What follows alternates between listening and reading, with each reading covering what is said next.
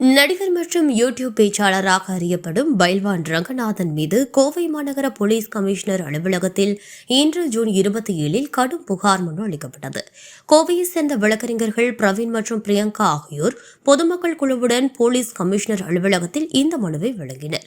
அந்த மனுவில் பைல்வான் ரங்கநாதன் தனது யூடியூப் சேனல் மற்றும் சமூக ஊடகங்களில் பெண்களை அவமதிக்கும் வகையில் பேசுவதை தவிர தனிப்பட்ட விவரங்களை அனுமதியில்லாமல் வெளியிட்டு வருவதாக குற்றச்சாட்டப்பட்டுள்ளது.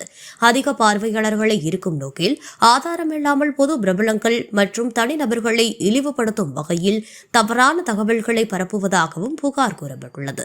இதனால் சமூக சீரழிவும் பெண்களுக்கு அவமானமாகவும் உள்ளதாகவும் இதுபோன்ற வீடியோக்கள் பரவுவதை தடுக்க நடவடிக்கை எடுக்க வேண்டும் என மனுவில் வலியுறுத்தப்பட்டுள்ளது.